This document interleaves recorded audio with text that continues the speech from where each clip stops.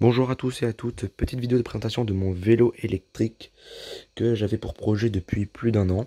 En fait, c'est le youtubeur Diablo Mephisto qui m'en a donné un petit peu l'envie de faire ça. J'ai regardé ses vidéos sur YouTube, il y a plein de vidéos au sujet des vélos électriques et le sien m'a particulièrement retenu en fait. J'avais vu qu'il avait un très beau projet en 3000 watts avec moteur roue.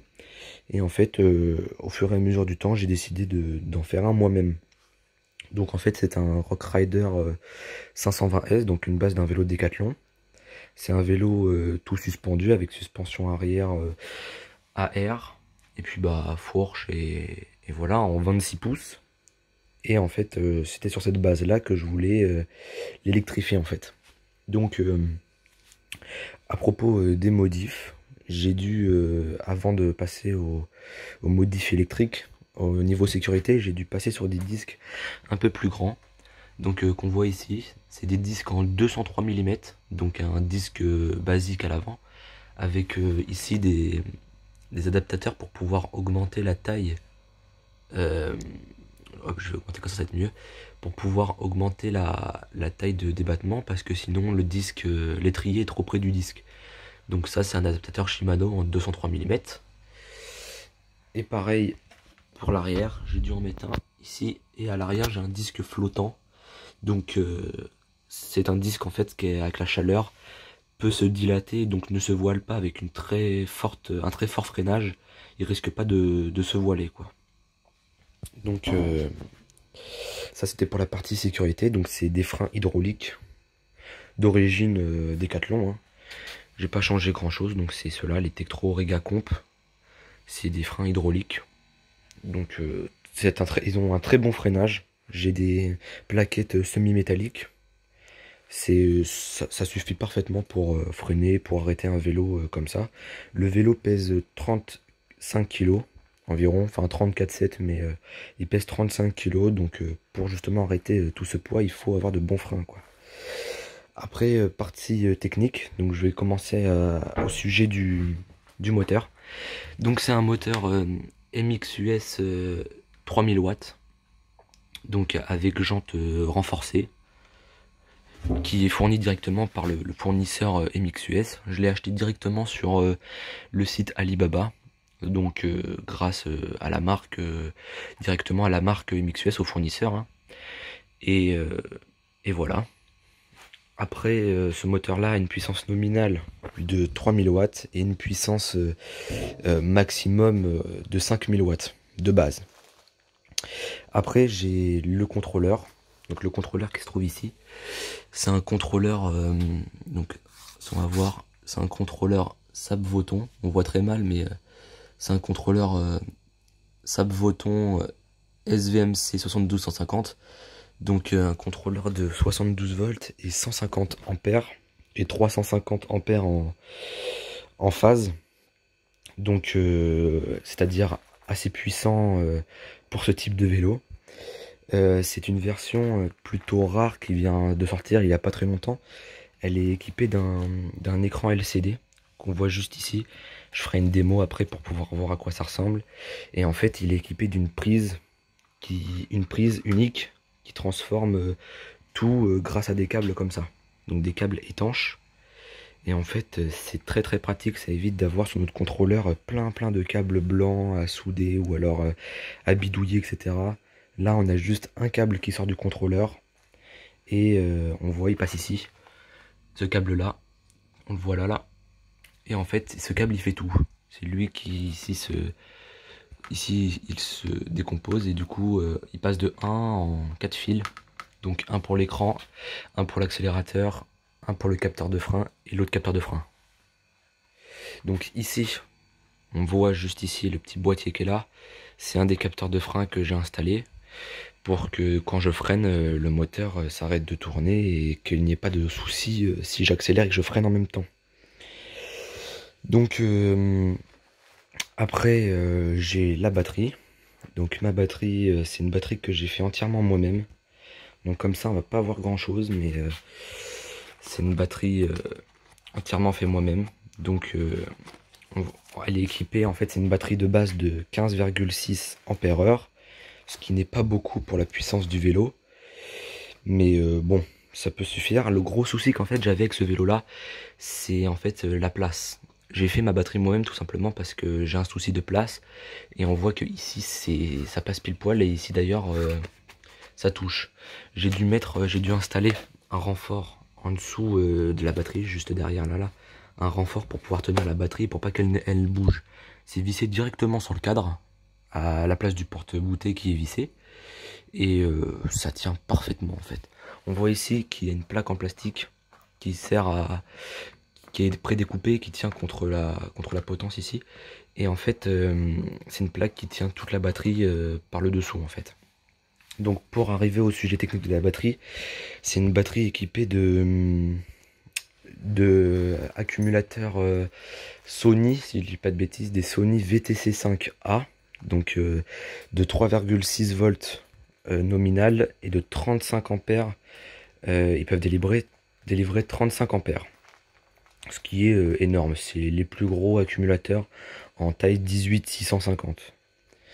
Mon BMS, dessus j'ai un BMS qu'on ne verra pas trop, mais qui est juste ici, la boîte ici là. C'est un BMS Smart, donc c'est-à-dire qu'il est connecté, il est entièrement connecté en Bluetooth. Et j'ai la capacité que mon téléphone de pouvoir tout gérer directement sur la batterie, donc la brider, l'éteindre, l'allumer, vérifier chaque rangée de batterie directement, si elles sont bien chargées, si il n'y a pas une trop grosse chaleur ou quoi. Si la batterie a un problème, elle se mettra à sonner de toute façon pour me dire qu'il y a un souci. Et directement avec mon téléphone, et bah, je peux y accéder et voir quel est le problème. Donc c'est une batterie 18S 6P. Donc il y a 18 séries et 6 parallèles. Donc 18 séries, donc 64,8 volts. Et donc 6 parallèles de 2600 mAh, donc 15,6 ampères-heure. C'est une batterie qui pèse environ, 9 à 10 kg. Et qui a la capacité de délivrer au maximum en ampères 200 ampères. Au maximum. Donc j'ai mis un BMS qui peut fournir 200 ampères. Le contrôleur lui en demande 150 parce qu'il est vendu pour maximum 150 ampères. Et donc du coup le vélo développe en puissance en watts, développe à 64,8 volts, donc nominal 9720 watts. Ce qui est plutôt énorme. De base j'étais parti sur 3000 watts, donc c'est un moteur de 3000 watts, mais où je lui envoie environ l'équivalent de 10 000 watts. Le souci c'est que le vélo est tellement léger au niveau de l'avant que je peux pas exploiter les 10 000 watts. En fait le vélo se lève à partir de 5000 watts. À 5000 watts il commence à se lever tout seul. Il a la capacité de se lever jusqu'à 40 km/h, 40-45 km/h sans aide, c'est-à-dire que j'ai juste accéléré et il part directement en roue. Donc comparé à toutes les motos cyclomoteurs équivaut par rapport aux 50 et aux 125, ils font pas le poids par rapport à ça. En vitesse de pointe, j'ai 70 km/h, voire 80 en réglant le contrôleur directement avec le PC. En le débridant, je dirais, grâce à certains paramètres, on peut aller jusqu'à 80 km/h. Après, il fait donc en chevaux, pour donner un ordre d'idée en chevaux, il fait 13 chevaux nominal. Et quand la batterie est chargée, est en pleine charge, donc à 75,6 volts, je peux développer jusqu'à 15 chevaux. Ce qui est énorme pour un vélo de que 35 kg. Par rapport au cyclomoteur, un cyclomoteur équivalent de 15 chevaux, c'est à peu près un kit 70 sur un scooter. Un kit 70 fait environ 15 chevaux. Sauf qu'un scooter pèse de 70 kg jusqu'à 100 kg environ. Donc beaucoup plus que mon vélo. J'ai dû obligatoirement rajouter, d'ailleurs à cause de cette puissance, des torque armes, donc qu'on voit ici. Je vais essayer de mieux le montrer. Donc ici on voit, il y a un collier qui tient un torque arme ici et qui est directement vissé sur l'axe du vélo. On voit un axe qui n'est pas rond, et donc cet axe là du moteur le traverse, et donc ça Le torque arm retient toute la puissance, plus le cadre. J'étais obligé de mettre des torque arm parce que sinon le cadre n'aurait pas résisté à autant de puissance. Et donc il en a fallu d'ailleurs même deux, j'en ai mis un à l'autre côté, qu'on voit juste ici. Là. Et donc ceci est obligatoire. Pour le moteur, j'ai eu beaucoup de soucis niveau adaptation. J'ai un vélo de 9 vitesses de base et j'ai donc dû ici mettre une cassette de 5 vitesses parce que 9 vitesses était beaucoup trop et j'ai dû passer en cassette roulible, c'est-à-dire qui se visse directement sur le moteur, car d'origine c'est les nouvelles cassettes nouvelle génération je dirais, qui sont directement où on peut enlever chaque rangée de pignons, donc on peut mettre 8, 9, on peut la démonter quoi. Celle-ci on peut pas la démonter car en son centre elle a directement un roulement, alors que les nouvelles cassettes ont un roulement directement intégré dans la jante.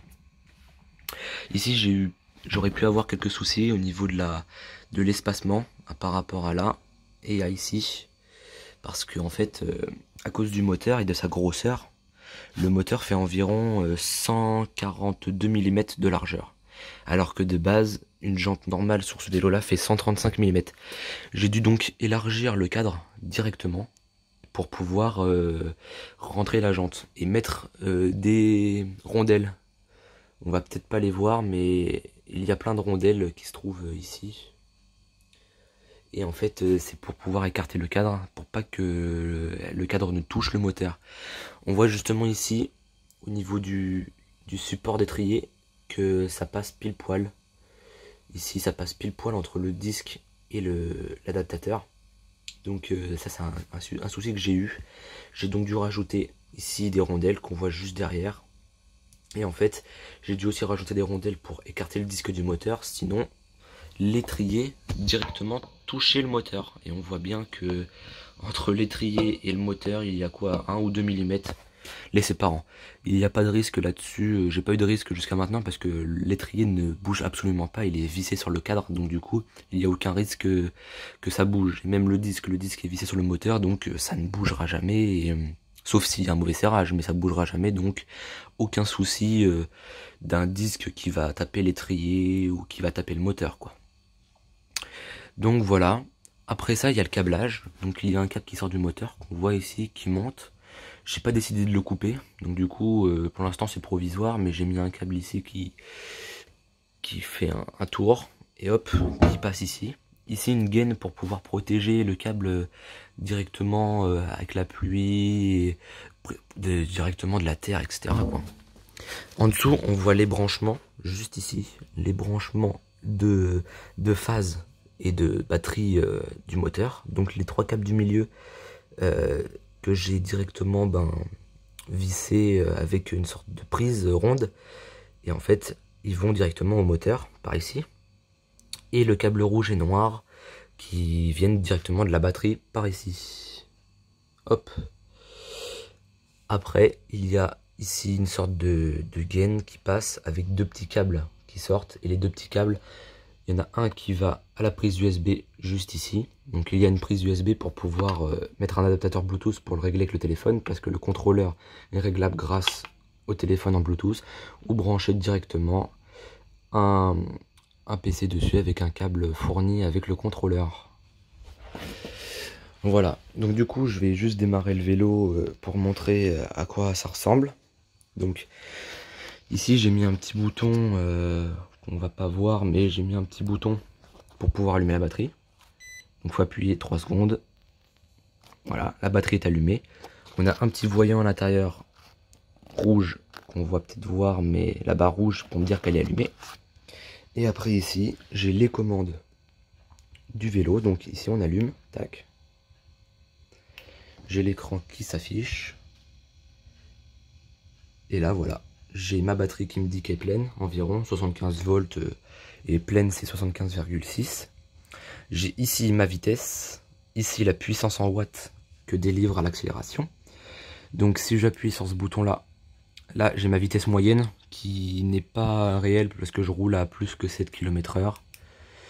J'ai ma vitesse max de 19 km/h, même si je suis monté à beaucoup plus que ça. Après en bas les trips, donc trip c'est pour les kilomètres que j'ai fait avec le vélo. Donc le vélo a 184,8 km au compteur, donc comme une voiture, le moteur a 184,8 km. J'ai donc là c'est la possibilité de réinitialiser comme une voiture. Quand on remet le plein par exemple on peut remettre à 0. Et le dernier, le temps que j'ai roulé avec le vélo, donc j'ai roulé 1 journée et 44 minutes avec. Après, j'ai les assistances, donc assistance de 0 à 5. Donc ces assistances-là, c'est pour pouvoir accélérer avec le vélo. À 0, avec l'accélérateur poignet comme un scooter, j'ai absolument rien. Et si je passe de 1, 2, 3, 4, 5, j'ai la possibilité d'avoir de plus en plus de puissance. Donc en ordre d'idée, à l'assistance 1, j'ai de 0 à 11 km/h environ. De l'assistance 2, je passe de 11 à 22 km/h. L'assistance 3, de 22 km/h à environ 33 km/h. L'assistance 4, de 33 à 45-50 km/h. Et l'assistance 5, qui délivre toute la puissance, donc les 10 000 watts environ, et qui m'envoie jusqu'à 70 voire 80 km/h de pointe. Voilà. Ici, donc l'accélérateur poignet, donc c'est un accélérateur comme un scooter, mais avec un câble électrique. Mes freins, ici la vitesse de mon boîtier de 9 vitesses, même si j'en ai que 5. Ici, c'est pour ma lumière arrière, donc une lumière avec le frein, les clignotants, enfin, c'est une lumière que vous pouvez voir sur internet, hein. Et puis après, j'ai rajouté des petites poignées pour protéger. Enfin, j'ai modifié 2-3 trucs, mais c'est pas grand chose d'important pour le vélo en lui-même. Donc voilà, donc niveau autonomie, je peux faire environ 60 km, voire 80, si vraiment je roule pas très vite. À 20 km/h, j'ai une autonomie de 80 km. Mais si je roule à 30-40, ou je roule bien quoi dans des côtes, etc., j'ai une autonomie de 50 à 60 km. Ce qui est suffisant pour moi et pour la taille de la batterie qui est pas très grande, sachant que c'est une batterie que les vélos de ville qui se vendent dans le commerce ont une capacité presque similaire. Donc voilà, c'était le petit vélo électrique, enfin le gros vélo. Je voulais juste tenir à remercier Cyclurba. Donc Cyclurba, c'est un site sur internet qui parle de vélo électrique, de tout ce qui est en rapport avec l'électricité dans les moteurs, tout ce qui est en rapport avec le e-bike. Et c'est grâce à eux en fait que j'ai pu faire ce vélo électrique, car de base j'avais pas tellement de connaissances à part un peu en électricité et en informatique et mécanique, mais pas plus que ça. Et grâce à eux, j'ai pu faire ce vélo. Ils m'ont beaucoup aidé. Et je tiens à faire une pub pour eux parce qu'ils m'ont quand même bien aidé là-dessus, sur ce vélo-là. Et sans eux, j'aurais jamais pu faire un vélo comme ça. Donc Cyclurba, je le mettrai dans la description, le site directement. Et puis voilà. Si vous avez des questions sur le vélo, posez-les moi dans les commentaires. Je vous répondrai. Et puis mettez un petit j'aime. Abonnez-vous si vous avez envie. Je ferai, si j'ai le temps, une petite vidéo, et si je peux surtout, avec une GoPro, quelque chose accroché pour pouvoir vous montrer la puissance en live quoi, sur une vidéo. Et puis et voilà. Bon au revoir et puis bonne journée.